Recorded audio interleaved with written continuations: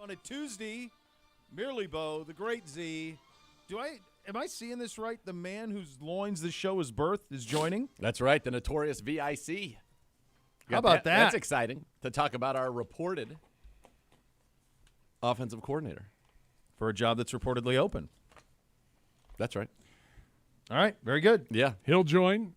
There might be some news on that later on in the week. There already has been news. It's been reported. That's reported. the news. That's the news. That's the news. The reporting. Well, we'll get the scoop if indeed it appears maybe he might be coming. But will we get the scoop or will we get the confirmation?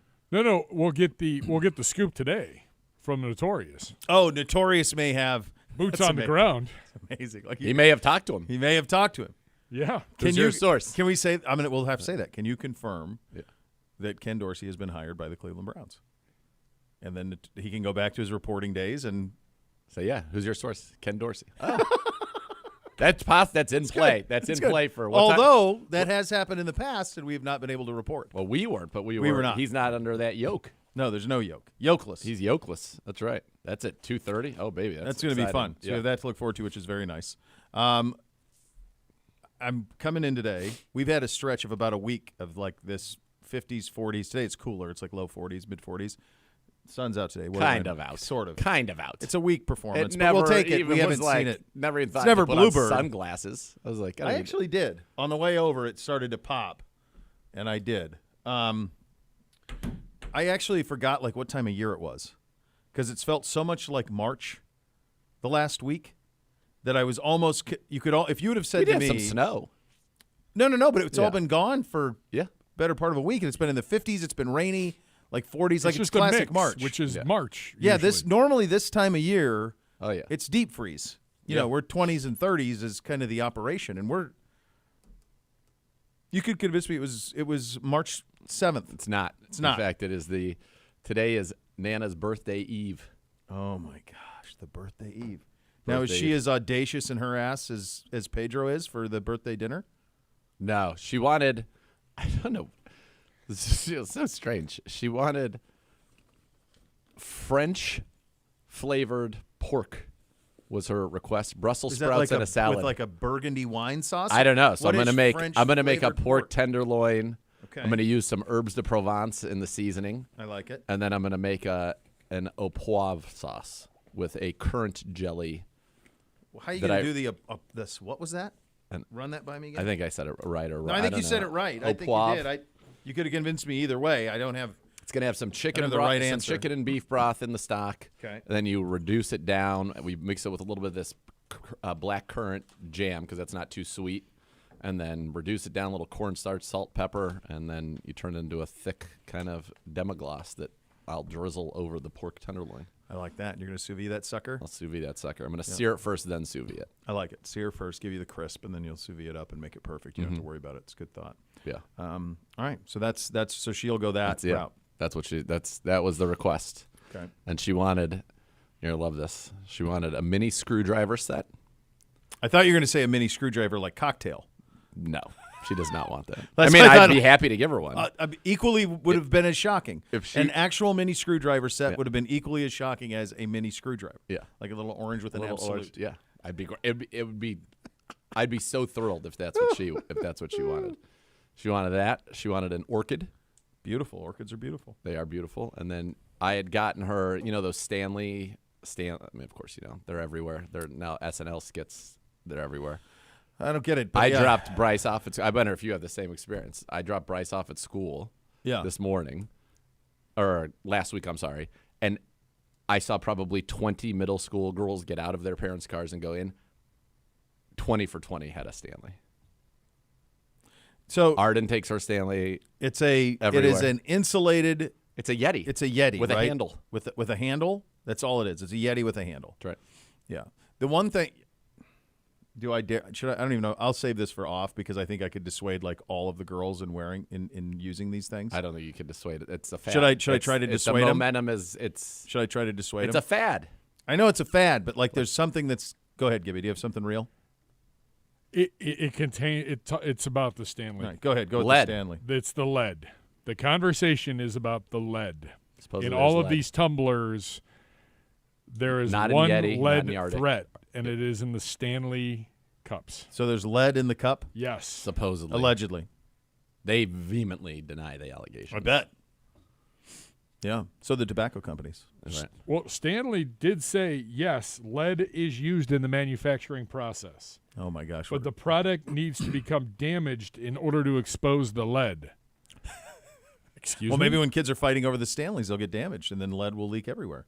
I mean, I was just going to use the much more vain poll of one of the fastest way to cause wrinkles in your mouth is to suck on a straw. did not know that. Yeah. Think Also about keeps your teeth, though, whiter. Right. And you get the wrinkles in the lip with it. Did not know that. If you're trying to dissuade, those are lead and wrinkles in the lip. So Nana doesn't want the big one, but shoot, there's this. They make one that's I think a 20-ounce tumbler that has a top with a handle. And She wants like the gripper? and like a sippy cup straw. And so we got that for her for Christmas because Nana, it is true, in her 70s, she's loved a sippy cup. She thinks the convenience of a sippy cup is unbelievable. Now, are you talking about like the ones when they're like little babies and they? Basically, it would be ones where they're like, this is for like a 6-year-old. So it's like a plastic one with that straw that like flips up, but that you have to like. Yeah. But it's like the same kind of straw that you kind of like bite the suction straw. Oh, that you want the. Yeah. So we're like, enough. Can't have that anymore. So I'm like, we're getting this is a grown-up version of that. I like it. She liked it so much, so now she has one. She wants to have one at our house and one at her house. Multiple. Yeah, she's like, And then the mini screwdriver. because I was like, but it has a handle so it can travel with you. You take it anywhere. Take it anywhere you want. But It's not she bound wants one at by each place. by And by the anyone way, domicile. These things. Well, happy birthday, Nana. These things are tough. These things are tough to acquire right now. They are hot. I don't know if you saw the viral video about my mom's. Here's my mom. Nana firing just rapid fire stream conscious. You told me I had to tell you what flavor I want. So I was like, what do you want for dinner? Like, what kind of cuisine and what protein? So that's how we got. Hence French. That's so French. Then she said, so do I want a lead-laden Stanley? Don't break it. Don't break it. You're fine. And then the next one, now I know why I have wrinkles around my lips. There it is. That's it. Sucking on straws. Hate to Straws, see you don't it. need them. There's no need. No need, kids. The bottom of each quencher made by the beverage container powerhouse is a circular barrier made of stainless steel which covers a pellet that contains lead. A spokesperson for odd Stanley choice. explains. The pellet seals the product's vacuum insulation, and it is not accessible unless the stainless steel barrier comes off, which is possible but rare, per the spokesman. Yeah. Okay. I feel like you'd know if right away, I think. your barrier came off and there was a lead nugget looking you staring you in the face. I feel like you would. Why even mess with it? I don't know. It's fine. Nana, you're safe. You're safe. We would never. You're fine. We're not going to do anything to put the Nana in any harm's way. No one will ever do Nobody has danger. There are no dangerous fads. No, not at all. So I watched my first NBA game last night, and you went to one. I was there. Yeah. It was great. It was great. It was really pretty great. Like, I hadn't watched one this year. We got done with basketball practice, and Beamsy wanted to watch it, and NBC was doing gaming stuff. And so we watched. Beamsy and I watched. It was awesome. Great. Kawhi is awesome. He's great. Donovan Mitchell is awesome. We've got some guys that look like they could be playing in the rec league. Like that one guy who airballed this with Georges and Yang. I cannot believe that guy's in the NBA. Like, unbelievable to me. Good length. He made a couple threes, I think. Yeah. At one point, though, I said to Novak, he was like 2 for 8. He had airballed one. Yeah. And I was like, I could do that. It's like I could go 2 for 8 and airball and be useless on defense. Perfect. You'd shoot better. I think so. Give you a month. I don't think Like, you're if going to that's go 2 all of I was 8. doing? If all you're doing is knocking down shots. Yeah. I feel like you could do that. They play very little defense. No. Kawhi was still fun to watch. Harden actually was pretty good in this one. Russ had some good moments. The Cavs are good. The Cavs have a big question of what to do now when Garland comes back because it feels like it ain't broke right now. No, well, they won like 9 out of 10. Now 10 out of 11, and the Clips had won 5 in a row by double digits. Yeah. Against good teams. Yep. So this is my one takeaway. I'm curious watching it. Did you know going in or coming out of the game, do you know what Paul George has been averaging this season? No point of reference. Okay. None. All right. So my big takeaway from this game was like, dude, Paul George is washed. Like broken. Done. I thought he looked washed. He had ISOs on Mobley and couldn't even get to the basket. I mean, he looked washed to me.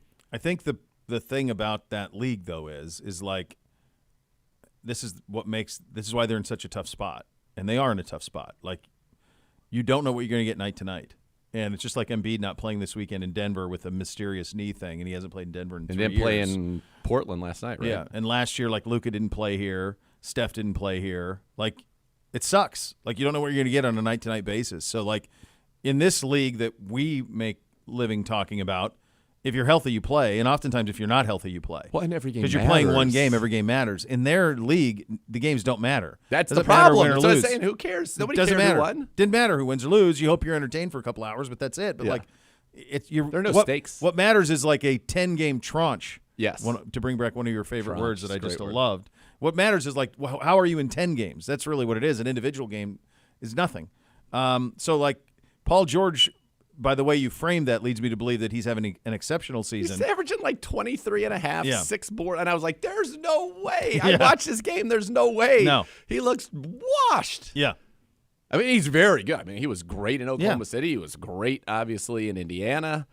Mm-hmm. I'm a big Paul George fan. That was the thing I was maybe the most disappointed by. Russ still can't shoot. I mean, he's unreal. Yeah, he's once he lost the explosiveness to the level at which he had it, which is historic. Yeah. Once that happened, then there's no downshift. The guy who was nasty was Kawhi. Kawhi looked pretty nasty. Harden, it's so funny. I was with my buddy Novak, and like, he's like, he's going to drive the basket. He's going to go up for a layup and just throw his head back. Yep. Sure enough, so he did got a call. Yeah. Just shooting free throws. Yeah. But the Cavs, they had a couple runs. Cavs withstood the runs, and they're playing well as a team. I think Jared Allen had a big double-double, almost, I think he almost 15 and 15, or I think he had 13 points, 17 boards, something like that. It was good. It was fun. Good environment. I had a blast. Their job is, and it was sold out, dude. Like, there were no empty seats. Tell, yeah. Their job is to be relevant in January when football ends. That's their job. And then in order for it to be like a movement, you got to win a round in the playoffs. Yep. You got to get to the Eastern Conference Finals. You got to get to the semifinal. Like, you got to make it last for a few weeks, and then it becomes the thing to do. That's what's so wild to me, and that's what we were talking about, is that the NFL and college football as kind of the minor league to it, but just by the nature of their sport, have a scarcity of product that makes every game matter. Like, the notion that 82 basketball games, they don't matter. They don't. No. Especially not what's going on here. And then baseball, 162. Like, it's ludicrous. Yeah. No, there's the other thing that I think, there's a million factors that led to football's boom. We talked about peak NFL yesterday. And then now peak college football is happening at the same time, and it's all a football rocket ship. It's not only the scarcity of product, it's not only the every game matters. All of those things help, certainly. But over the course of the last 30, 40 years, it's the advent of HD television and an ability to see more of the product than ever before and to see it crystal clear. And quite frankly, it's what we do. This job, like sports talk, booming over the last 30 years and becoming the medium what it is, and then podcast offshoot off of it, it's perfect for football. It's perfect. You spend Monday reacting to what happened. Tuesday, you're still kind of reacting. You're taking a bigger look at all of it. By Wednesday, you're on to the next. After further review, by Wednesday, you're on to the next game. You can't come on and do like daily sports talk radio or daily podcasting, whatever, and make a big deal about an individual game when they play the next day. Right. You just can't. No. You can't sell it. So it's all of the factors, and then the fantasy football and all of it. Sure. But it's all led to, this peak football and everything else just grasping for some bit of attention. Yeah, like even from a rating standpoint, you could probably add up, I don't know, how many weeks of NBA, like all the games. You probably add up a week's worth of games maybe to get to what you're going to get out of the Super Bowl or what you got out of the combined AFC, NFC championship games. Well, the Niners was 58. 58. Yeah. Niners was 58. I did not see the Chiefs-Ravens numbers. I don't know why those aren't out. Have you guys seen Chiefs-Ravens? I haven't seen those numbers. No, I've not. I have not. I just Fox, saw the 58 million. Fox put theirs out. They put their numbers out, but I have not seen a rating on the Chiefs. But yeah, I mean that's everything else is hanging on, trying to grasp for something and keep it. And that league, and I think baseball is to like this to a certain extent too. I think people like talking about the drama around it more than they like watching it. Yes. I mean, that's what the ratings tell you. Yeah.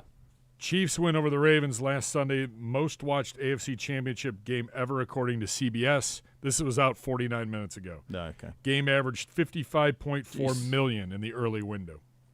55.4 and 58. It's 113.4. Yeah. And you do 100 in the Super Bowl. I mean, that's so how do you and you're going to be around you'll be under 10 million on NBA Finals games. Under 10 million. That's what I said. Under. Yeah. Yeah. An entire series added up may not equal. It might not even equal one. The AFC Championship or the NFC Championship. Might not. Very depending on the teams that are involved in it. That's wild. Speaking of the Super Bowl, the uniform matchup is predicted by us is set. Yep. Chiefs and red, Niners predicted in by white. you, really, if we're going to be honest. Well, it's a great job. Credit where it's all did due. you see the Schefter tweet? No, what did he do? I encourage you guys to go and All right, look. I'm going to pull it up right now. The number of patches on the Chiefs uniform almost makes it look like a NASCAR outfit. All right, I'm getting it right now. I'm on that. He's been active. Yep. Oh gosh. There's a lot going on there. All right, so they've got let's see what they've got on this thing. I mean, the one is a C for a captain. So it's a Mahomes. Is this a Mahomes? So then that's got to be a Hunt matriarch homage to the football, right? That's got to be what that is. The NKH. It's got to be like Lamar Hunt's wife or something, maybe. Yeah, it's got to be. They always had that AFC, the old school AFC patch, and then they're putting the Super Bowl patch on there too. The Super Bowl patch, they should put it like back label if they feel like they have to, or they could put the NKH like on a sleeve. Yeah, it looks crazy. That feels like a lot of patching. There's a lot going on there. Yeah, the Chiefs actually put it out. It says all patched up. Yeah, it's really busy. It's way too busy. Yeah, how about one on the sleeves? How about do the memorial one on the sleeves, like the yeah. the Hallis one, and we used to have the Al one on our sleeves, and the William Clay Ford one. Like do that for the Super Bowl to pay homage, and then you can. But that's a lot. It's a ton, and he's got his captain one, so he's got 4. Yeah, I'd love the Niners if they. I don't think you could do that, but if they could come out in the drop shadow. They can't, but they can't do them. It would be good. That would be very clean because they played this. This is the exact same matchup we've had last time. Exact same look. Yeah. And the Chiefs, there's nothing really you can do with theirs. Like their red over white is you can't put them in red over red. That looks ridiculous. But you could do it with the Niners. If you For could do sure. the drop shadow with the white pants. Awesome. I'll be honest. I think this matchup would look best if the Niners were there in the red and gold and the Chiefs were in their all white with the red lid. I think that's a great look for the Chiefs. But they never wear it. They wear red pants all the times now. I don't like that. They're always red pants. Like they're the old white over white, like Joe when Joe was there and Steve DeBerg and that. They don't wear that anymore. Love that. Okoye. Yeah, they had the dudes. Nigerian Nightmare. Yeah, he was good. A lot of people talk about Bo on Tecmo. Okoye was right there. He wasn't quite, but he was right there. Krishna Okoye and Barry Word was a solid. Barry Word was the number 2. In the event that Okoye got hurt in the game. They were like, it's like they saw the success we had with Mack and Biner and the big backs, and they said, hold our beer. Yeah. And they went and got those 2. I mean, Schottenheimer. Yeah, same. Yeah. A lot of lineage there. So there you go on that. We do now know the top 4 seeds are our best game of the – so I was stunned at the dominance of this. Stunned. So were we. We kept watching it. I'm like, it's got to come back. Flip, right? Do you think it's just the idea of you beat the best team? And I think I think people like Watson, and that was the Watson game. That's the game that you look back this season and you say, that's why I think we're going to be okay this year. It's a very good pitch out of you. I think it's possible that I can't separate the show that we did 2 days later from it.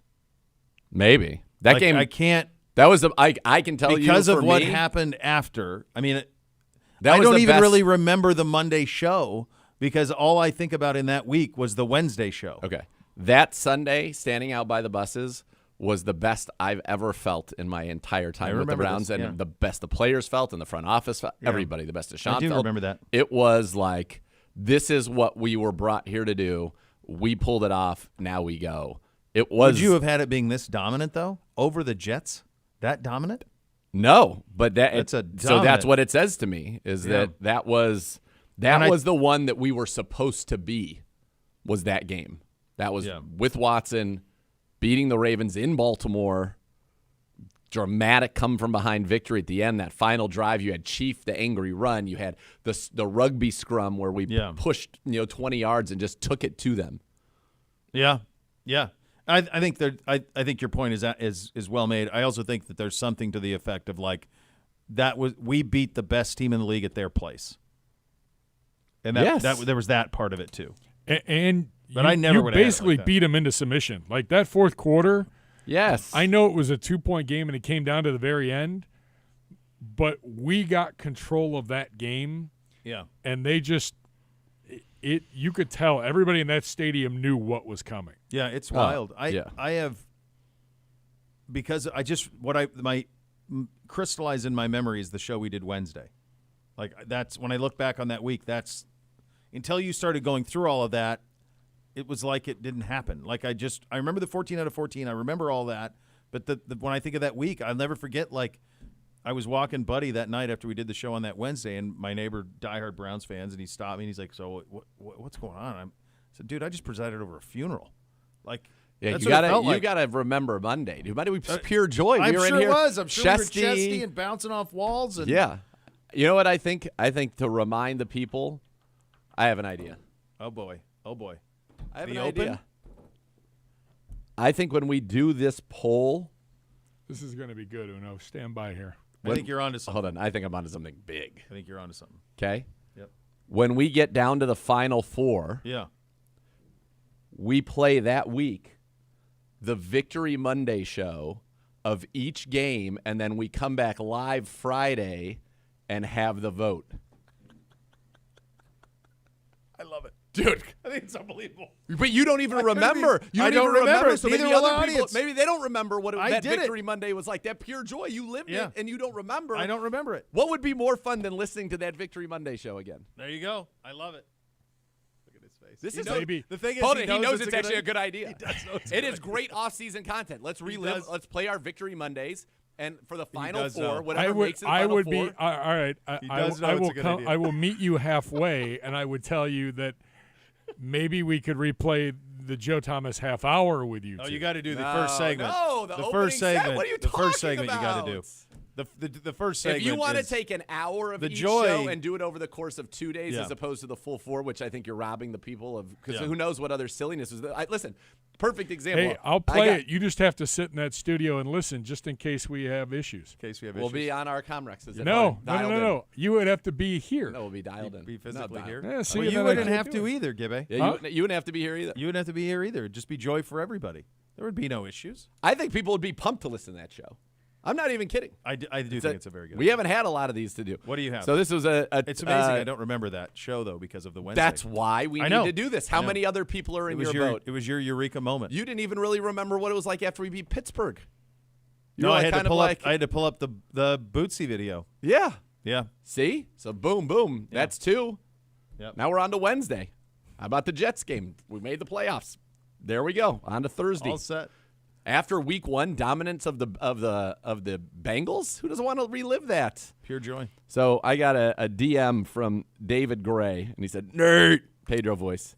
He goes, "This is incredible. On today's show, you said miss a little, miss a lot in reference to Schefter referring to Kelsey receptions marked 3 days after Griff's stat of the day mentioning this exact stat.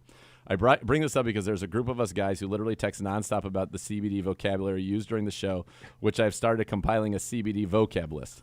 Well, Bo says in the first 3 minutes of yesterday's show that Sunday was on the full moisture spectrum while walking into Whole Foods, and I lost it. I texted the boys full moisture spectrum immediately, to which my brother responds by saying he missed it. His wife had called him. He missed a few minutes of the show. I'll say you guys are 100% accurate by saying miss a little, miss a lot. Literally have to listen to every second of the show. So much more to come. Fine. A+ DMing. I Thank don't you, David. We appreciate the That's sentiments. a great job at him. And this is why maybe somebody missed those Monday shows. There could have been a Phil Moisture spectrum dropped on that show. We don't even know. You Forget don't all even of it. remember I anything. don't. You don't remember nothing. I remember none of it. I'm not gonna lie. I've had a lot of good ideas. I would say. This is Dare a I good say? one. It's a some good one. great. This is It's an a very elite good idea. one. It's a very good one. I don't disagree. Why I'd be wouldn't we do impossible that? to I think it's very good. I think we can have a conversation. We'll have a conversation. I think we should have a conversation. I think it's a very good idea out of you. Yeah. I'm quite pleased with it. All right, to be so honest. what else? All right, so we did it. We did the deal. That's like, we did the deal of the day. When somebody says that's your brainchild, like that's how much I love that idea. Like it's my. I know what I brainchild. wanted to get to you. We were so this. Let's lead this one. This the Browns Raven the 65% vote, and how the Wednesday show is what I remember most from that week. Unfortunately, so the 25 years since The Sopranos, right? So I was talking to somebody this morning who watched it, but was not in the position of having watched it in real time, but rather watched it with the knowledge that the finale was that they were going to be at a diner and it was going to go black. And the perspective that they had, because it was essentially wrecked. Like that moment was wrecked because it was well known. And I said that it was the same thing that happened like with the boys with Darth Vader.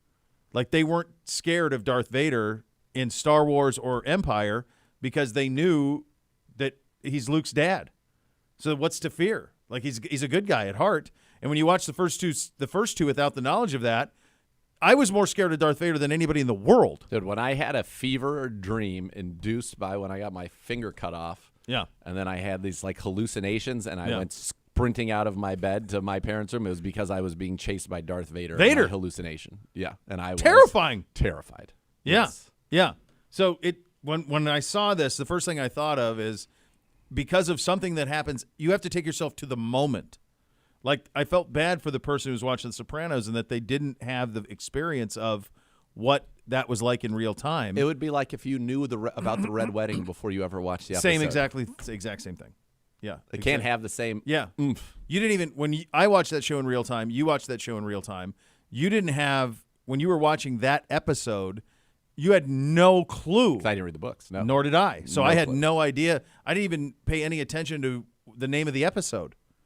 I didn't even know what it was in reference to. I thought maybe they were going to wear red. I had no clue. Yeah. I had no clue. I never even, in those days, I wasn't like looking up the episode and seeing like what's going to happen. I was this was the next show that was up. Yeah. Yeah. I'll never forget. I spilled, at the time we were in Dublin, I spilled like a half glass of red wine, and we had ivory white carpet. Like I hit it with my knee as I jostled, and it spilled all over the carpet in the middle of that episode. Before that scene, but in the middle. Okay. So it took about 15 minutes to get it to the point where it was cleaned up. That's never a fun clean, red wine out of ivory, never fun. But we're able to get it cleaned up. And in the time that 15 minute, it goes back to that live sports and shows you care about. In that 15 minutes, it caused my phone so I knew something big was coming. My wife didn't. My phone at 11, because that show aired 10 to 11, at 11:01, bzz, bzz, bzz, bzz, bzz, bzz, one after another. Like we had traded for OBJ. Just like we traded for OBJ. Top 10 podcasts in the world, no big deal. No big deal. Those are your hot topics of the day, presented by Vivid Seats, official fan experience partner of your Cleveland Browns. We will get into the Brownie Awards coming up next. We got 8 versus 9 game is coming up next. We've got some – boy, you want to talk about a villain. We're ready, baby. This program's ready. Oh, we're so ready. So for this ready. one. I can't wait. This is going to be fun. You're listening to Cleveland Browns Daily, brought to you by Bally Bet, sports betting partner of your Cleveland Browns, now live in Ohio on 850 ESPN Cleveland.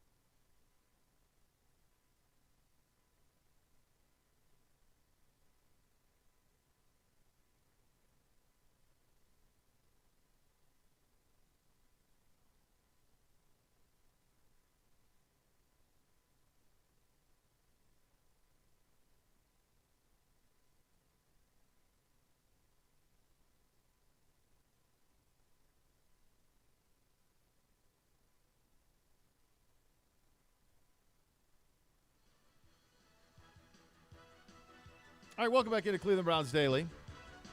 Brought to you by Ballybet, sports betting partner of your Cleveland Browns. Be part of one of the most passionate fan bases in the NFL. Join Next Gen STM, presented by Ticketmaster. Official waitlist of your Cleveland Browns. Being a Next Gen STM is the best chance to become a season ticket member in future seasons. Visit clevelandbrowns.com/nextgenstm to reserve your spot today. So the CBD Brownie Awards continue today. Today's poll is the 8 seed, the Jags game, versus the 9 seed, the Bears game. All right, and do we have? It's the play-in game for the right to take. This is on to the be Ravens. the Ravens. Yeah, to tomorrow. play on the Ravens. I'm floored at the dominance of the Ravens win. The Browns Ravens People, win. No, people I love understand the points. I'm just saying I It's thought it just- would be closer because I the thought- Jets game was magical, I thought the Jets, and it was here. I thought the Jets Correct. were. I thought that game was winning. So your quarterfinals for tomorrow, the Ravens await the winner of the Jags-Bears today. Yep. And we'll post that here in just a few minutes. That'll be up till about noon tomorrow. Yep. The 2-7 game is Jets Colts. versus Colts. Yep. The 3-6 Bengals, is Texans. Bengals and Houston. Yep. And then Pukers 49ers in the 4-5 match. I'm concerned for the Pukers because they only got 3%. Come on, Jim Donovan that game. That's Donovan return. That's Nick Chubb. I can't believe that's behind the Bengals game. That is more shocking to me than the Ravens game beating the Jets game. Is that the Steelers game did not beat the Bengals game? That was I mean that's the that had all of it, and that's the pop for Chubb. Yep. And the pop for Jim was ridiculous. Enormous. By the time the game kicked off, I needed a drink. Yeah, I did. Yeah, it was nuts. Yeah. No, I was emotionally spent. You were crying when the Yes. game kicked off, as was I. Yeah. Yeah, that was certainly a good one. So Then I had to do 3 So then plays. when we get into this, like tomorrow, you're going to have we'll have like We'll have 4 different polls going. So we're going to have 4 different polls going tomorrow, and then like here it says we will play a montage of highlights from each game. So Uno has put together stuff. I'll turn the mic over to him. Yeah, so I took some clips from the old intros that we used to do on Victory Monday, added a few highlights and a few quotes from the players. So it's just kind of a highlight reel of the biggest moments from all the wins this year. So we do have one for today. Do we have? Yes, so then let's from the play Bears that. game We'll and give from this the for Jaguars Una, game. For Una. Flacco underneath center on 3rd and 1. You're done. It turns, bootlegs it out to the right. He's got a man wide open, and Njoku's got it at the 5 going in. Touchdown! What a beautiful fake by Flacco. 2nd and 5, Flacco back, looks middle, and Njoku wide open. 20, 15, corner, 10, 5, touchdown! He's got 2! Once I caught the ball, I was like, I gotta take this to the house, you know. Joe Flacco threw a beautiful ball, you know, and we finished the play in the end zone. And Joel Bitonio had an amazing cheat stand, by the way. It's 1st and 10. Lawrence back to pass. He throws for Ridley, and it's picked off. MJ Emerson's got it again. MJ Emerson has 2 picks. And MJ Emerson, a star is born, ladies and gentlemen. I mean, I'm biased, but I think it's the best cornerback performance. Not just because he's my brother, but, you know, to get 2 picks, I think he might have had about 3 pass defended. That's an unbelievable performance. Flacco on 4th down and 3. He rolls right. He throws the middle. It's wide open. Down at the 25, at the 20, 15, 10, 5. Touchdown. It's David Bell. Oh, my goodness. They forgot to cover David Bell. It was the parting of the Red Sea, Jim. I think as soon as I caught it, because the way that I caught, I thought somebody was going to be right on me, and I thought they was going to hit me. But once I figured nobody hit me, I just turned around, and I just seen nothing but green grass. So, I mean, were you a little surprised when you turned around? I was surprised. I'm not a little, I was a lot surprised. Miles, when Joe got here 3 weeks ago, did you have your suspicions about what he had left? You see all that gray hair, you might too. Oh, Joe Flacco. Oh, Joe Flacco. You beat us so many times as a Raven and once as a Jet. But today you are a Cleveland Brown. And the Browns win today. A game they absolutely had to have. And they outlast Jet. Stand by. Win 31-27. Here are your hosts, Bo Bishop and Nathan Zagura. You're up. There you go. Delightful. That was a delight. The Jags game, remember, that was the first win for Flacco. Mm-hmm. You're coming off of the 2-game losing streak out on the West Coast. Yep. and you come back in the Jags at that time were the first place in the AFC South. Mm-hmm. Lawrence played. That was a big game, a big win, and you never were behind. It was comfortable, even though it ended up being a 4-point game. It felt more comfortable than that. I think as we sit here now, after hearing those highlights and kind of the emotion there from Jim, the Bears game was such a nice win, but I think the Jags game is probably going to advance. The Bears game had the nice comeback, you had the unbelievable throw, but there was also a lot of bad in the Bears game. The urgency of the Ravens or the Jacksonville win. Yeah. When you think about what had just happened, you think about. I put myself back in that time, and I remember talking to you in L.A. I can't remember if we were on the show or off. I think it was off, and you're like, "Dude, he looks legit." And I'm like, "Come on, dude. What are you talking about? He looks legit. Dude, there's no chance. He looks so good." And you're like, you're an excitable. I love it about you. Fair. You're a glass is half full. You're a cockeyed optimist. You gulp from the enthusiasm of life. That's right. And yet, when you say I that, love I the thought, sweet nectar of the end zone. you love the sweet nectar of the end zone. The full moisture spectrum pleases you greatly. It certainly does. So, and yet I was like, okay, I need to see it. Like, come on, I can't really believe that he's still got that much in the tank. He hadn't played. Like, what are we talking about? And then he did, and he was great. So yeah, I think you're right. I think that's the one that, and it was that one had to. You had to have it. Like it was trending really poorly, and it was like, God, we're going to lose this. The Bears one is so special because it was a game that we traditionally lose. Yes. Down late, bad interception by Flacco. You'd thrown a pick six earlier. It's just a game that we normally lose, and we won it. And then the finish, the final play for a ball to be on the guy's chest while he's on his back in the end zone and have it somehow get popped out of there so that we don't lose on a Hail Mary was magical. Yeah. Yeah. Very much was. Do we have those ones too, Uno?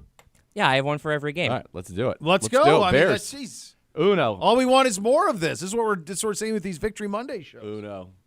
Joe threw it was where it had to be. It was perfect, You're done. There's not like a place it could have been better. You feel me? So I had to just catch it. Second and goal. The Browns stay big. Roll out right. Here's Flacco rolling, firing into the corner of the end zone. And Njoku caught it. Touchdown, the Chiefs. Justin Fields underneath center. Here's Fields rolling out to the right. He's going to get the first down. He got tripped up. Oh, I don't know. He got tripped up and his knee came down. He might be short. Like I said before, it wasn't that difficult.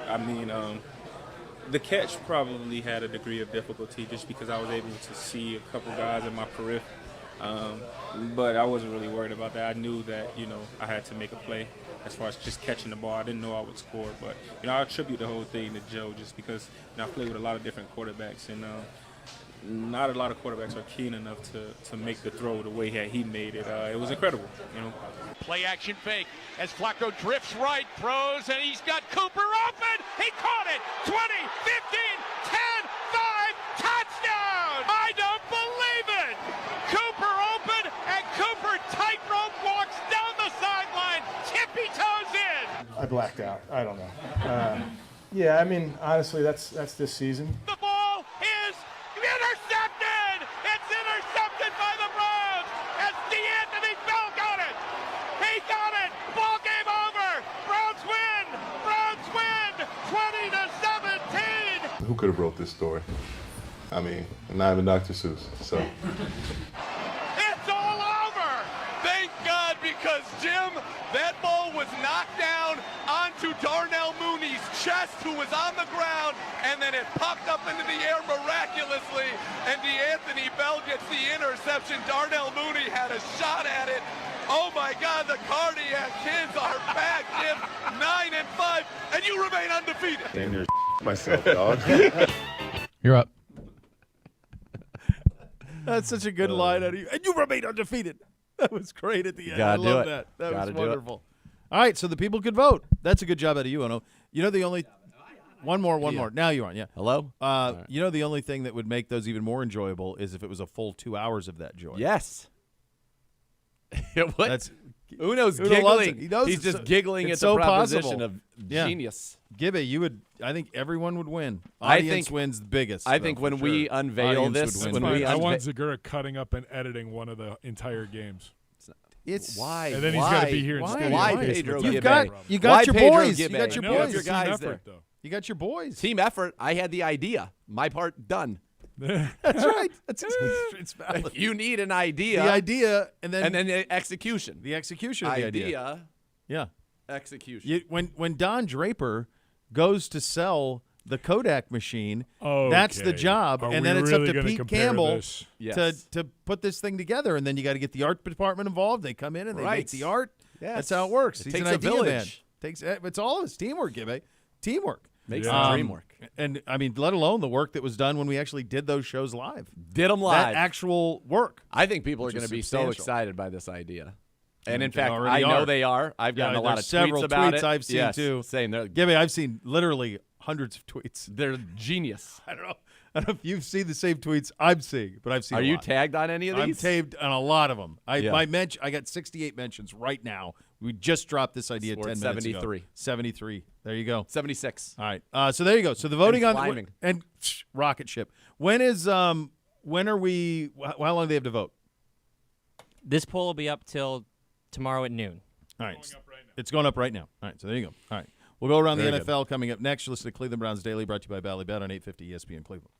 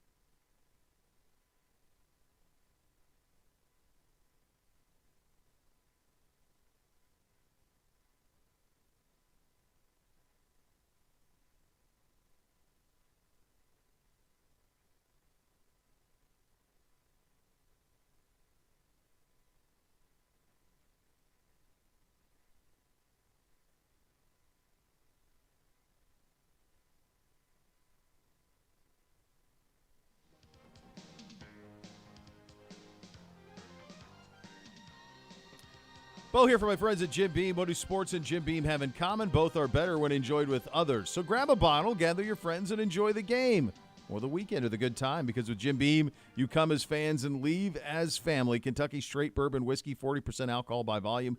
Copyright the 2024 James B. Beam Distilling Company, Claremont, Kentucky. Drink smart. Some anxious moments.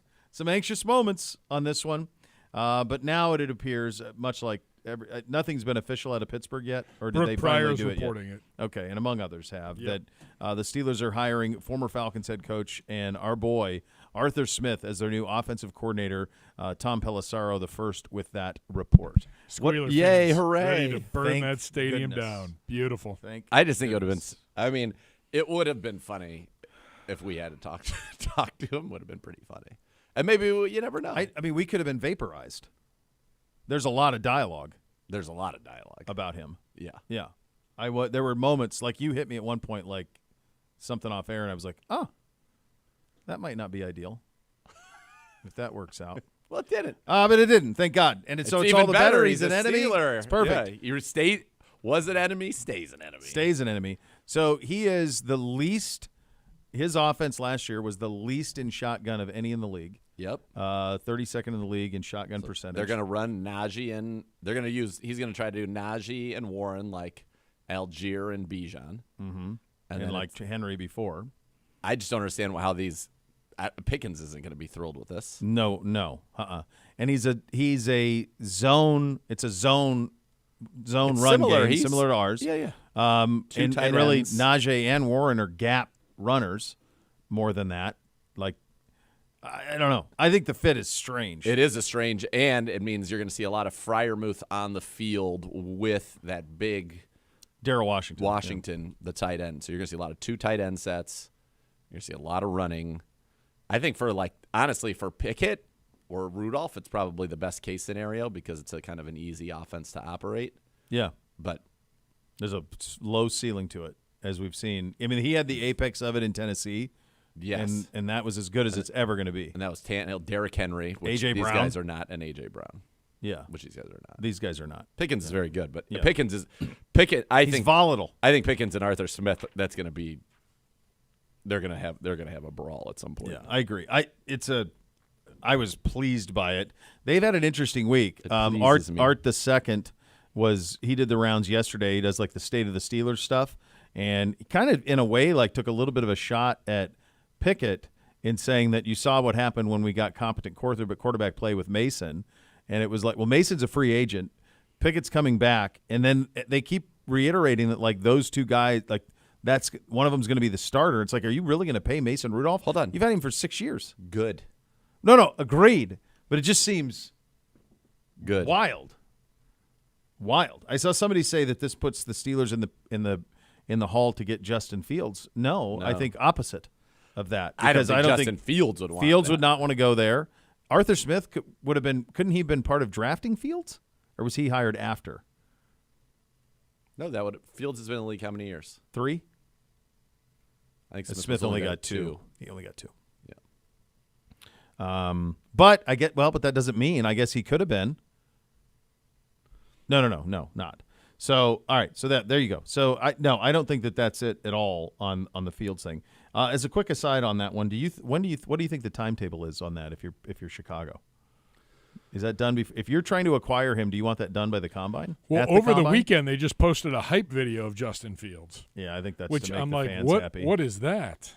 Fans love him there, so I think that it's just try to appease. That. No, I mean, there was something today. I saw somebody put something together like New England in the 3rd pick.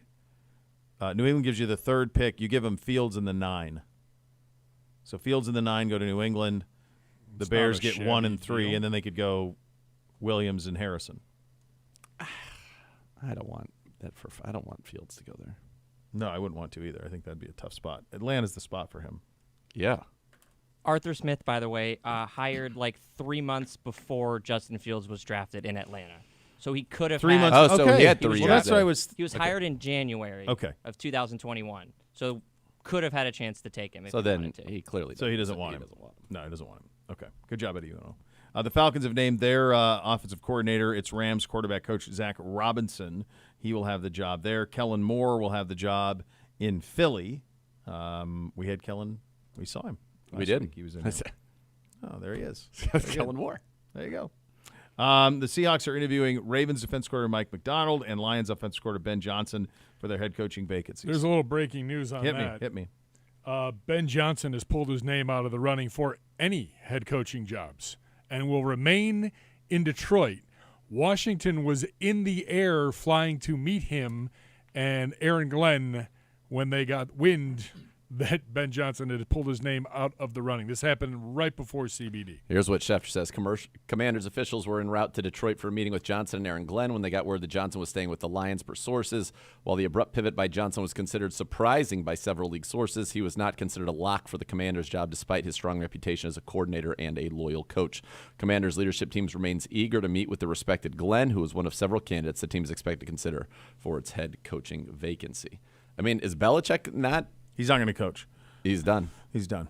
That's interesting on Johnson. It's a huge, incredible coup for Detroit to keep him. He's great. Yep. But, like, boy, buddy, strike while the iron's hot sometimes. I don't know that it's going to be hotter than it is right now. Yeah.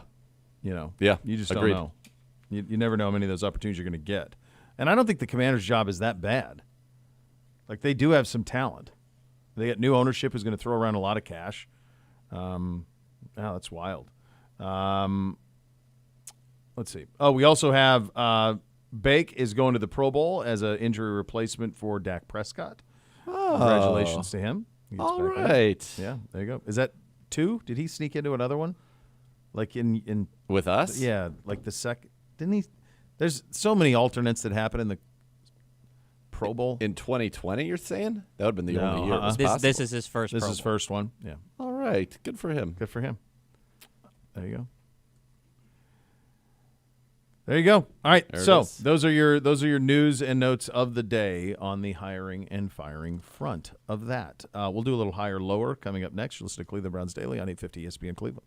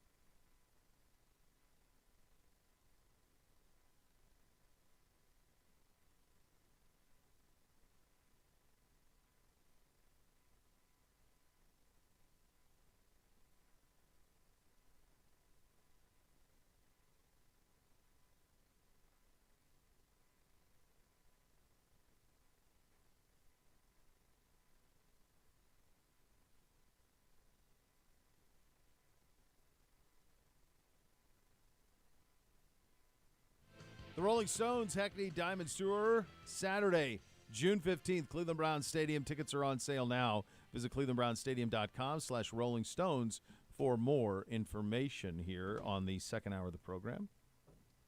Time for a little higher, lower, a little better, worse. Presented by Keep It Fun Ohio for the Ohio Lottery. Or worse. Offering easy ways to keep gambling fun. Hello, Gibby. Hi. Poll update on the Game of the Year bracket. Number 8, Jacksonville versus number 9, Chicago. 100 votes so far. That's all right. We're aiming high. Jacksonville with 57% of the Closer vote. than I would have thought. 57%. The Bears with 43%. Closer than I would have thought. Interesting. Yeah, not too shabby. I gotta give you one other thing here real quick. Go. I got it. This is from Josh Weinfuss, who covers the Cardinals for ESPN. He also covers everything sports-wise in Arizona because no one else He's a is one-man on that beat. Yeah, he's a one-man beat. Former Alabama coach Nick Saban taking full advantage of his retirement. He will play in the Waste Management Phoenix Open Pro-Am next Wednesday. Saban on 16 will be a sight to behold. That's going to be awesome. That's really cool. I mean, if he puts it close to the hole on that, yeah, the amount of beer thrown in the air. Let me ask you guys a question. Are you aware that that the Phoenix area has a National Hockey League team? Yes. Yeah, the Coyotes. Okay. Are you aware of their home stadium situation? No. Griff is. All right. But they play in the arena that they're not in the arena that the Suns are in? No. And not only that, they don't play out in Glendale where they used to play because there's an arena out there. The Suns play downtown, and then there's an arena out in Glendale that they played in, okay? That's on the same property as the football stadium. Yep. They were thrown out of it a couple of years ago. They play at Arizona State. And if you're saying to yourself, that can't be. An NHL team plays at a college venue that seats like 6,000 people, and they get dressed with curtains around them to get dressed in. The answer to that is yes, they do. They played in it last year. They're playing in it this year. There is currently no plan to get a stadium done out there. They keep trying to get something done. They can't get anything done. They don't know where to put it. They can't find a way. They've done Tempe. They've tried everything. They are playing at Arizona State's. And by the way, if you're saying to yourself, well, Arizona State, I mean, that's got to be like Yost up at Michigan, like this legendary. No. Arizona State hockey?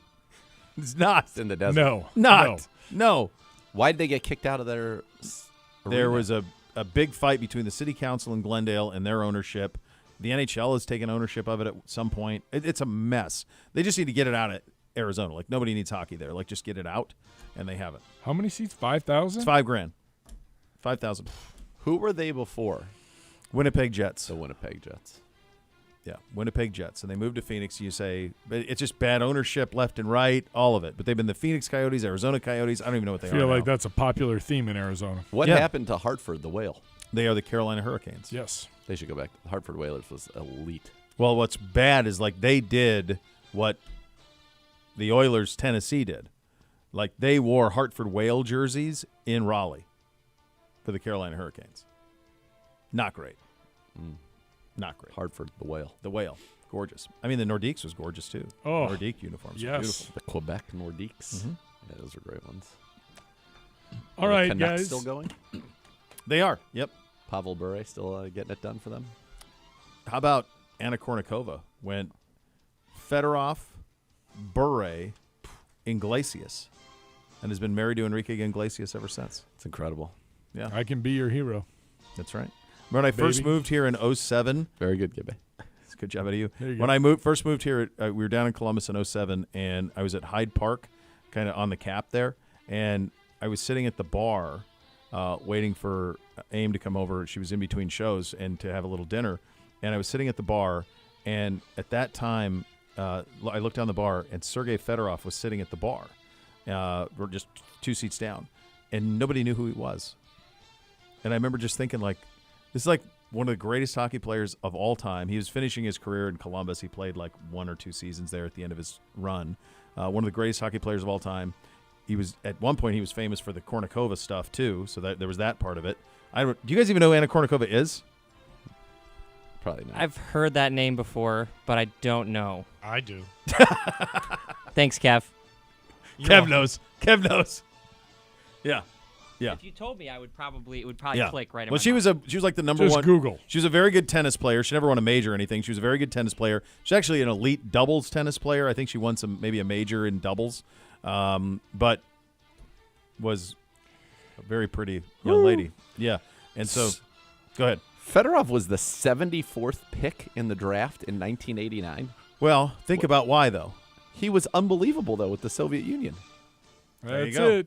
They didn't know if they were going to get him to come over or not. Didn't know if they'd get him. Okay. Remember, they didn't come over till the 90s. There's an incredible documentary about the Red Wings Soviet players who came over and played for the Red Wings. Yeah, so he Because defected in July 1990. Yeah, like they couldn't play in the league. And then finally they relented, and they did. Once the wall came down, they finally let them. Listen to this. The Soviet national team came to North America to play in the 1990 Goodwill Games, and it scheduled an exhibition match in Portland's Memorial Coliseum July 22nd, 1990. Jim Lights came to Portland, picked up Fedorov outside his hotel after the game, and brought him to Detroit in Red Wing owners Mike Ilitch's private jet. Fedorov was described as one of the three great players in one. Once held the claim of being the top player on the planet. No, he was, for sure. Stevie Yzerman said he was the best skater he's ever seen. Yep. Yeah. Pretty crazy. So he played for Columbus towards the end of his career. Wild. Yeah.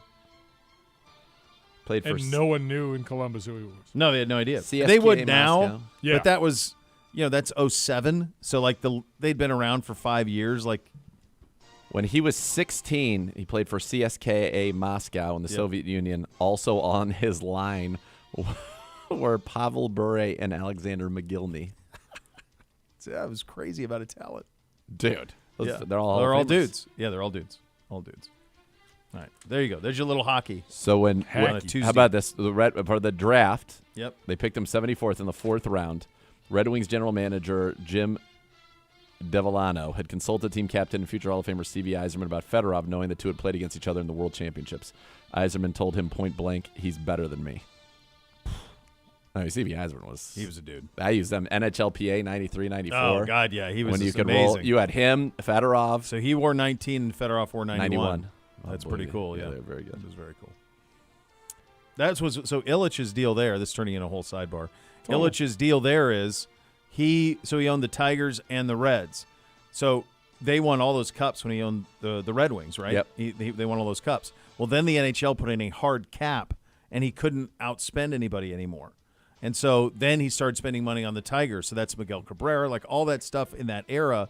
Remember, they were freewheeling spending, and they got all the way to the World Series, but they didn't win Lost it. to the Redbirds. But like when they had all those guys, he was paying for all those guys. Verlander was there. Scherzer was there. Oh, this I'm saying incarnation of the Tigers. Did he own them when they had like? He did not. Jack I don't know Morris, if he owned them. Alan Trammell. That I don't know. Lou If he knew him Whitaker. in like '84, I don't know that. I don't know that. I don't think so. Yeah. So the best she's ever done. We're back to Kornikova quickly. Yeah. The best she's ever done as a singles, quarterfinals of the Australian Open, 4th round of the French Open, semifinals at Wimbledon in '97, 4th round of the U.S. Open. In doubles, she has 16 career titles. Her highest ranking was number 1 on doubles team in 1999. She has won the Australian Open twice.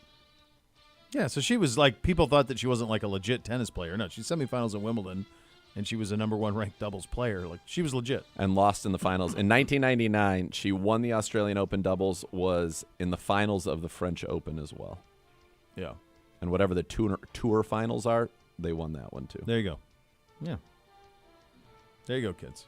I You're was welcome. a Hingis You're guy. welcome. I liked Martina Hingis. Yeah, I did. I liked her too. I'm trying to remember what happened to her.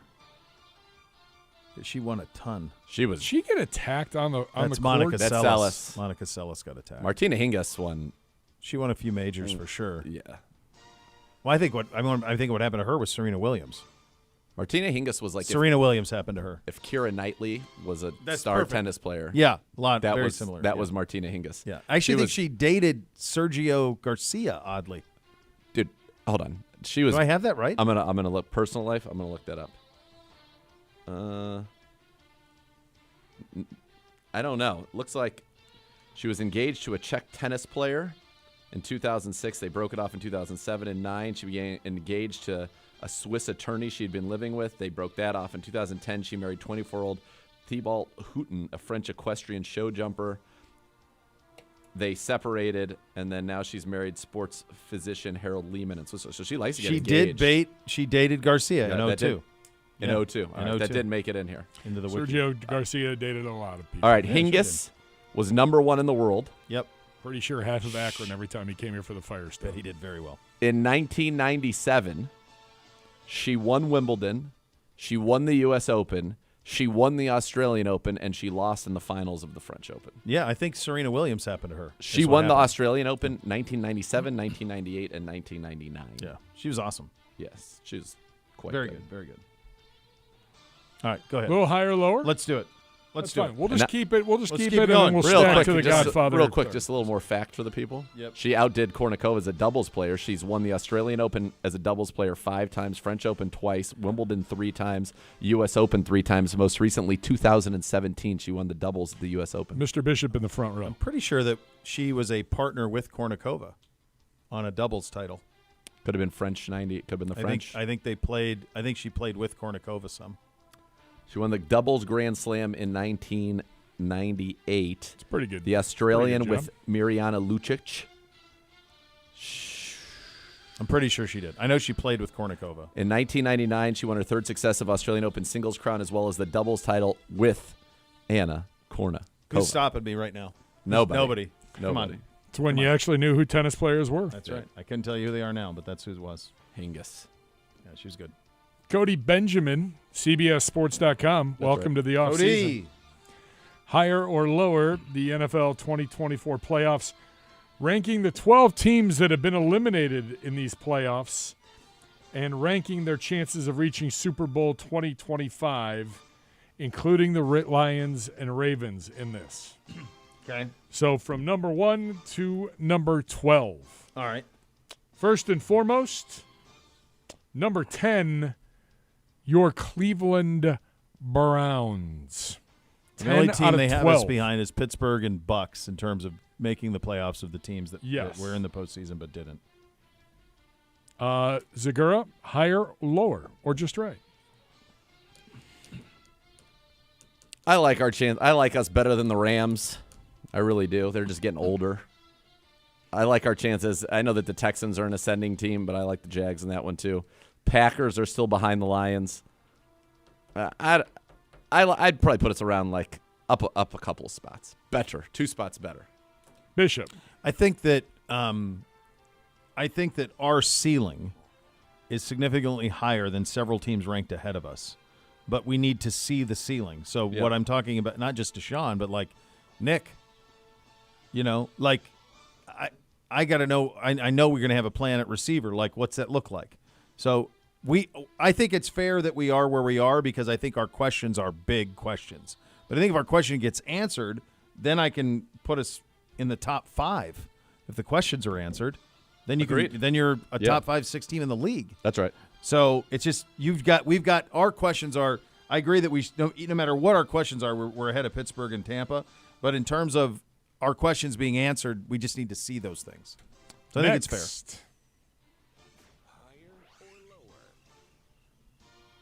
Did it say higher or lower? It did. Yeah. You're good. You're good. You're safe. I didn't hear it. Yeah, you're safe, pal. I'm not sure what the issue is. Number 1, Baltimore. Number 2, the Buffalo Bills. Bishop, higher, lower, or just right in terms of the eliminated playoff teams and the best chances to make the Super Bowl in 2025? I think lower. I think they had a ton of pressure to do it this year. I think Cincinnati's going to be back as a real challenger in the AFC. I think we're going to be back as a real challenger in the AFC. The Jets are going to get Aaron Rodgers back in their own division, and they have some cap stuff they got to sort out. And you can figure that stuff out, but I thought there was a tremendous amount of pressure on them this year to do it. And I think that their this incarnation of the Bills, feels like the window's closed on. Or it's maybe just a They almost missed the playoffs this year. Yeah. They're in a very tough division with, as you pointed out, Rodgers coming back with the Jets. The Dolphins are still a very dangerous and competent football team. So I think they could be maybe a little bit lower than that. A little bit lower. Next. Higher or worse. Lower? Higher number. The Eagles are number 3 The Lions, number 4. Dallas, number 5. Zagura, higher, lower, or just right? Chances of reaching the 2025 Super Bowl. I think the Cowboys probably have a little bit of a better shot than the Lions. A lot went right for the Lions this year. I know they are young. I like the Lions, but Dallas has a little bit more star power, I feel like. They're in the same similar boat. teams. I think that's why Dan Campbell was as emotional as he was, because he knows that he's been in it, he's played it, he knows how hard it is to get back. They had so many things go their way. 2 home games, all of it. From a talent standpoint, I think we're the only team that's out of the top 5 that should go up into that tier if, to your point, the questions are answered to actually get to the Super Bowl. Yeah. The Texans, I think, are pretty properly rated there. But then I think it's hard for me to envision the Packers, Dolphins, Rams, Steelers, or Bucks going to the Super Bowl. I would agree. All right, so rounding out things, we talked about them already. The Texans 6, the Packers 7. Dolphins are number 8. I'll ask that real quick. Bishop, higher, lower, or just right for Miami? Such a weird team. Like, them and Dallas kind of walk hand in hand. Like, they both – I mean, Dallas beat more quality teams than they did. They really didn't beat anybody good. Yep. They didn't. It's wild. It's crazy that they didn't. It was such a listless performance in Kansas City, too. Like, it wasn't even – the final score wasn't as dominant as the game even was. Like, they really didn't show up for that at all. I think it's a really critical year for them. I honestly, like, this is going to sound odd, but, like, could I envision a scenario where – if you get in your mind's eye, could I picture Stafford and McVay coming together and going on a run in the postseason more than I could Miami? I feel like I might. Like, it feels like I've seen Stafford win playoff games. I've seen him hoist the Lombardi. Like, maybe they can do some things creatively to add some more talent to that roster. Like, Miami's kind of is what it is at this point. And the fact that McDaniel didn't have the answers to the test against the best teams would be troubling. Yes. And so that's an issue with him and the quarterback. It doesn't make sense because their talent is really high. They're incredibly talented, but I feel like Tua functions in very particular environments very well. And I think that in the playoffs, you don't necessarily get to play in those kind of environments. Yeah. It's true. All right, that's higher or lower. Should we do the Griff stat of the day? Yeah, let's do it. Griff stat of the day. Stat of the day, stat of the day. It's the Griff stat of the day. We're going to get some real sound. Should have just Voice recorded by that. Griff. Should have just recorded that and played it. Yeah, it just gave it to you. All right, today we have a stat about our old friend, Odell Beckham Jr., who signed a 1-year, $15 million deal with the Baltimore Ravens in the offseason with incentives, got up to $16 million. The numbers on this contract don't look great as they equate to over $28,000 per yard, over $457,000 per catch, and over $5 million per touchdown on the season that the Ravens had to pay for. So a little bit of an underwhelming year for Mr. Beckham. $500,000 a catch is great. This is what I think. Good. This is what I think. Good for him. I think good for him. He's a nice guy. Here's what I think. I think Lamar wanted this deal. Yeah, he wanted. And so they did it. They're trying to make nice with Lamar. Lamar didn't have his contract at that point. No. And here's the other thing. Odell is beloved by players. Yes. They think he is the coolest cat ever. Like, he has a mystique around him. It's hard. It defies logic because it's been a long time since he's been great. He's been injured, unfortunately, so often, but he still carries an incredible Q rating amongst players. Yep. So I think that signing, yes, if you break it down to numbers, you're like, boy, that was brutal. But I think it was kind of something that Lamar wanted. They got Lamar done. And I think it was more than just what he did on the field is probably my guess on that. Don't miss Billy Joel and Rod Stewart together for the first time ever Friday, September 13th at Cleveland Browns Stadium. Tickets go on sale Friday, February 2nd, 10 a.m. Visit clevelandbrownsstadium.com/Billy and Rod 2024 for more information. It's Billy Joel and Rod Stewart together for one night only. The Godfather of Cleveland Browns Daily, the great Vic Carucci, going to join us coming up next. You'll listen to Cleveland Browns Daily on 850 ESPN Cleveland.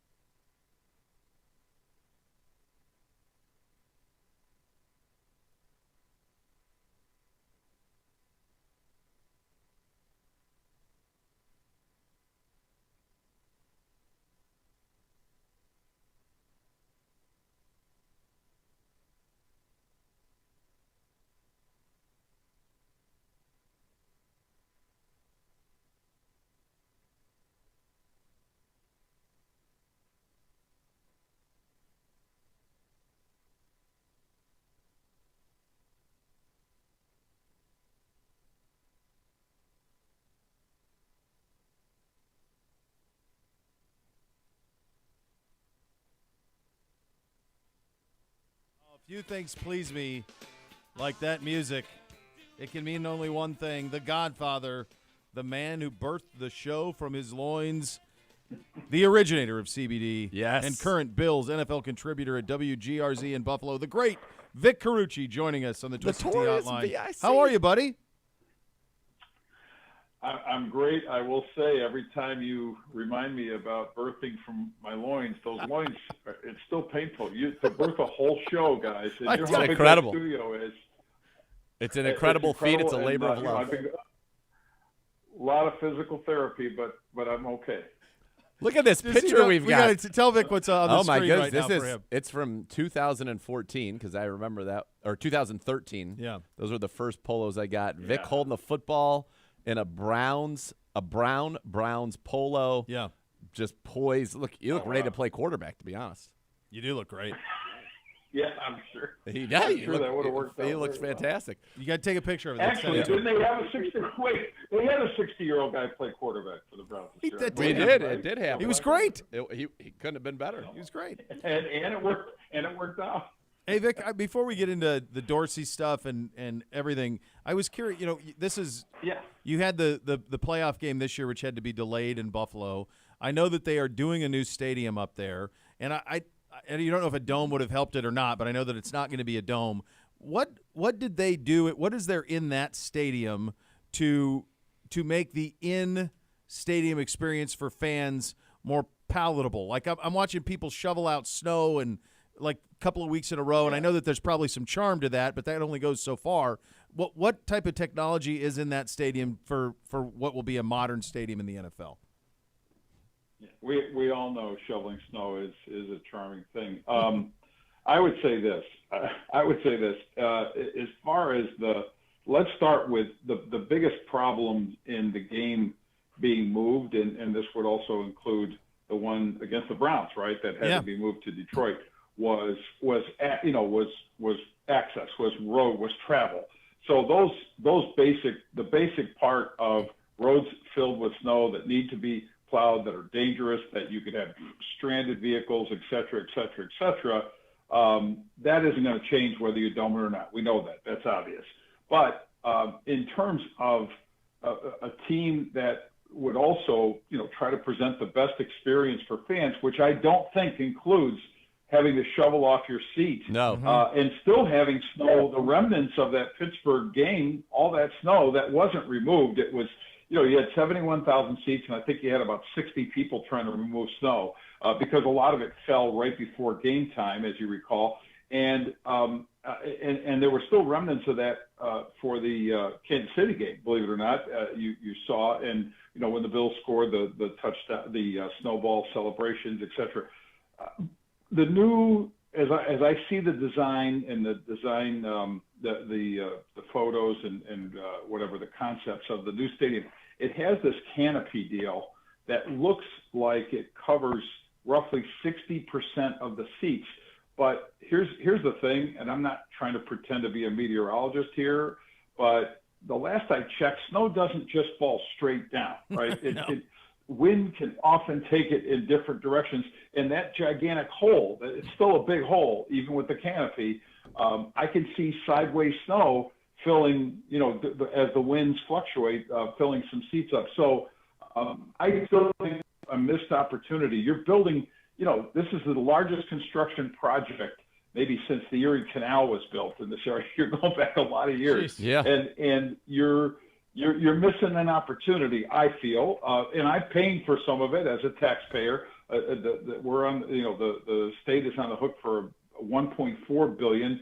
Terry Pagula is going to be on the hook for probably close to 500, if not more, million when it's completed per the terms of the lease agreement. And I don't know, guys. Building it right across the street from the current stadium, not putting it downtown. Not making it part of an epicenter of the city, missed opportunities, but that's just me. Agree. We agree. We are brothers in arms on that. By the way, Notorious, we know we have the location of that hoodie, and it will come to the Combine in Indy to be presented to you. So don't think we've forgotten about it. I'll do it on the Seriously. program. Yeah. No, I didn't think you did, and I would wear that with absolute pride. Yes, you know that. Yes, All right, of course. Well, we will. It will give us pride to have you wear. That's it. right. That's right. We'll be very prideful. Notorious. Obviously, there have been some tough losses in the Buffalo Bills' storied history. The Super Bowls. This year, it felt like this one in Buffalo against the Chiefs was incredibly painful. Yeah. How does it stack up?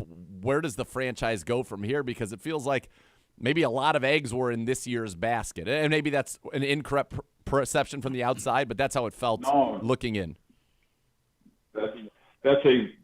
You're spot on with the eggs in basket. And these eggs, by the way, this basket's been in place for multiple seasons. We're talking, a window of a few years, to say the least. This being the third of maybe 3 years of legitimate. You're in that. You're built for the Super Bowl. When you made the Von Miller move, all of that is pushing the chips to the middle and saying, and you got Josh Allen, you got to win it. And then when you don't win it, when you come up short, there is that feeling. Now this season had that sense of, you heard, resilience, like because of how they got into the playoffs when their season was veering off the tracks. When through a 6-game stretch, right, in that ugly Denver loss, Monday night loss, that it had the feel of a season that, first of all, might be a disaster. They recovered from that, but it didn't mitigate the pain, I believe, and the fan base is angry. The fan base feels this missed opportunity was there, and it wasn't that they got blown out by the Chiefs. They were in it to the very end and found a way virtually to lose it with the missed kick. Now you still could have had Patrick, probably would have had Patrick Mahomes drive down for winning points if it was a tie there. But that's why you don't go for the tie. And at parts in that. It was 8 minutes and 23 seconds of infamy because they were meandering between, let's get a touchdown, no, let's get a field goal. Let's get a touchdown, no, let's get a field goal. And finally, at the end, settling for the field goal, but not before Josh Allen, misses a 60-yard throw that Stephon Diggs drops. And then when he goes for the gusto, the money play, he doesn't go for Diggs. The money play is for Khalil Shakir in middle of end zone, but Deion Dawkins, meanwhile, is getting virtually picked up and carried into Josh's lap by Chris Jones, and there's your game. Really, that's the moment of truth. So yes, bitter, upset. Are they still viable? Of course, but I'll tell you this, per your point, that the estimate. We don't know what the cap is, right? But they're about 50. The best guesstimates is about 50 million over they would be. So that's a lot of roster remake. I think they're going to become a significantly younger team this year, and you're going to see a lot of new faces. Vic, one of the things that was so curious in that game, and obviously Diggs, what's happened to him over the last 10 games of the season is kind of wild and couldn't come up with those big catches. But you go back to the decision to go for it on fourth with a fake punt. It felt to me like the Bills were saying, if this was a movie, wouldn't it be so great if we call a fake punt and Damar Hamlin scores a touchdown and it would be the greatest feel-good moment ever? But this isn't a movie. This is real life. I mean, if you're going to make that decision, don't you just put Josh Allen out there and say you find a way to get 4 yards? It's so funny. I feel like you've been part of the conversations that have been going on throughout Western New York, because I've had any number of people and I'm talking non-media, just pose it. Yeah. Why didn't they just leave the offense on the field? So uttering your exact words, and I'm in that camp too. Yes, it was a bizarre thought. It was 4th and 5. It wasn't 4th and let's just sneak it here and we'll really fool. And by the way, the Chiefs weren't fooled. They had one of their defenders was wired right with a microphone. I don't know if you've seen the replay. It's been on social media, calling for watch the fake as the defense was coming off the field for 4th down, and the punt cover team was coming on for KC. Watch the fake, watch the fake, watch the fake. Put on your earmuffs, put on your earmuffs. That's the whole signaling of that. And, of course, and they had 10 men on the field, by the way, Kansas City, and they still stopped it. Damar Hamlin, who's barely played this season, is not the guy who should have had the ball in that circumstance. Just say it. You don't do that. It felt, and guys, I'll say this. This is the KC effect. there is such a, when you've got, not unlike having Tom Brady on the other side, when you've got Patrick Mahomes, when you've got Kelsey, when you've got Andy Reid, when you've got this Hall of Fame crew of this dynastic team on the other side, I think it gets right into your head as an opposing coach, and you start saying, we better do something extreme. We better swing, for the fences, or we're going to not have a chance. Yeah, it felt all of that. There was a desperation to all of it. The great Vic Carucci joining us. Vic, I want to ask you about Ken Dorsey reportedly coming here to be the offensive coordinator.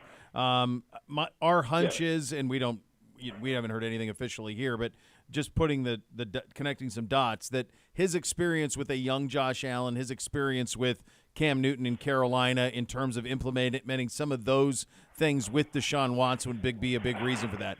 It obviously didn't go well for him as an offensive coordinator this year in Buffalo. He was let go, and then Joe Brady. But what can you tell us about Ken the person? What can you tell us about Ken, the guy who can hopefully get Deshaun Watson back to what he once was? Yeah, so I'll put it in some. I'll give you a plus-minus column on it. The pluses.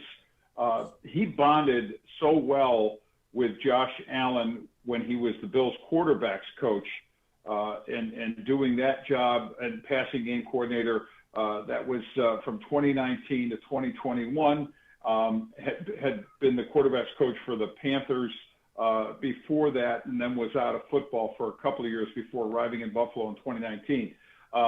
The instant bonding, his being a former player, I think works to his benefit. He's a great communicator that way, can reach a player that way. I don't think it's traditional coach-player relationship. Yeah, he's the guy who is ultimately putting things together and setting a plan, but it's collaborative. And I know that's what Josh loved about him. Josh was devastated when the change was made after that Denver game. And frankly, of all the things that went wrong in that Denver game, I know the decision didn't maybe encapsulated more than that. The offense was running pretty wonky for the most part up to that point. But that on the list of things that were going wrong, and to have this firing happen in the immediate aftermath, Dorsey's was low on that list. Dorsey's contribution. Now, when he took over as coordinator, there were some instant results in 2022 following big shoes, Brian Daboll's shoes. But he learned well, I think, also under Daboll. Was really utilizing much of a playbook and philosophy that Daboll had put in place. Why? Because he got Josh Allen, who is he's a fully finished or mostly finished product. So you're not teaching somebody really a whole lot. You're fine tuning and adapting. Now, by the second half of 22, as you saw, there was a tailing off of the offense, and in the playoffs, it certainly went bad. They didn't play that well against Miami. They got eliminated, of course, by the Bengals' awful game at home in the divisional round. And then you go into this year, and Josh was, you saw that first game against the Jets, forcing throws to Diggs, not looking together. He was inside his head. I still think there was more of a Josh problem than a Dorsey problem, but when you're the offensive coordinator, you're paid to solve the problems of the quarterback, right? There's just no middle ground on that.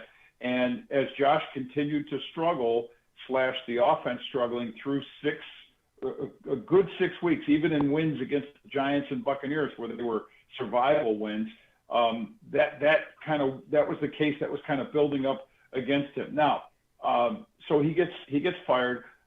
Joe Brady taking over, and yes, the offenses look better to the point where even with a half dozen game or so sample size, Sean McDermott decides, let's keep this guy. He really made that decision because Josh said, I want this guy. This is just like Josh said, I want Ken Dorsey as the replacement for Brian Daboll. So Josh's endorsement, if you put faith in that, and I think it's fair to put a decent amount of faith in that, that should carry some weight. As I said, if you ask Josh Allen how he feels about Ken and Ken getting this opportunity with the Browns, he'd be doing cartwheels. He's very happy for him. Great relationship right to the very end. And again, I think Josh feels and should feel somewhat responsible for Ken not still being with the Bills.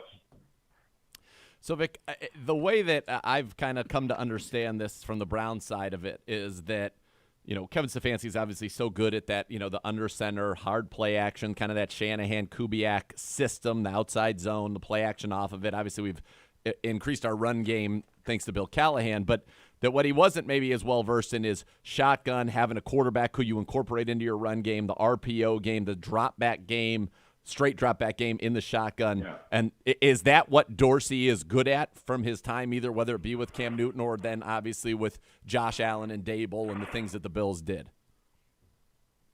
Absolutely. Now, the fine line, and this, I think some of this is the Sean McDermott defensive background roots thinking that he didn't love, and he spoke out about it actually at last year's Combine, is when you first sort of heard this message that he started to deliver, which was, we really want Josh to be, more prudent with his running, more careful, just exposure to hits, right?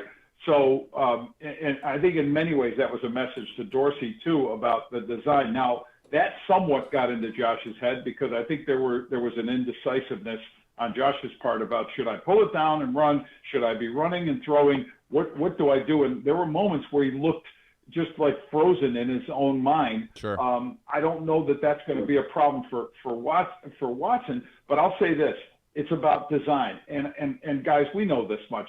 That is such a weapon. The RPOs, when you have a quarterback who can run, who can make plays with his feet, who can keep a defense so off balance, especially on third down, and the third and longer plays, I think, are when quarterback running is its most effective and deadly. Not with all due respect to tush push, but I do think that's really when you have that fleet athletic guy. And Josh is that guy. Watson, I'm sure, can be that guy. And I know you guys have seen it a bit, but my most lasting memory of Deshaun Watson, the quarterback, Houston Texans, Buffalo Bills wild card playoff game, and he, in large part, got the Texans out of a 16-point hole with his feet. And he got sacked like 7 times in that game, got hit a bunch more, but kept getting up and kept making those stretch it out plays or those moving the sticks plays with his feet. Vic, you're the best, buddy. We'll see you at the Combine, pal. Gifts in tow. Looking forward to it, gentlemen. Yes. All right. Wait. Looking forward to it. Be well, gentlemen. Love you guys. Love you too. The best. The great Vic Carucci. The Godfather. If a car, truck, or motorcycle accident caused you injury, call the injury lawyers at 1-800 Elk, Ohio for a free case review. Elk and Elk's a proud partner of your Cleveland Browns. So much more to come. You're listening to Cleveland Browns Daily on 850 ESPN Cleveland.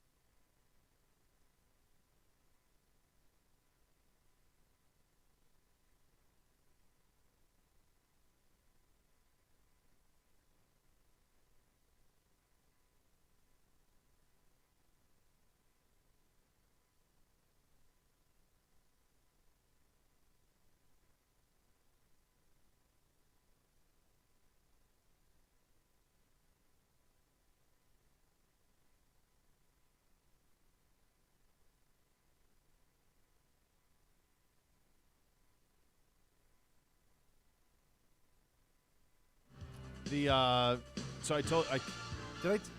we start this the Sofia Vergara show? Griselda. So no, we haven't talked about it yet. All right. So I was going to start it, and then the blonde fell asleep with Bootsy. He was a little under the weather, so I didn't start it because I thought we'd probably watch it together.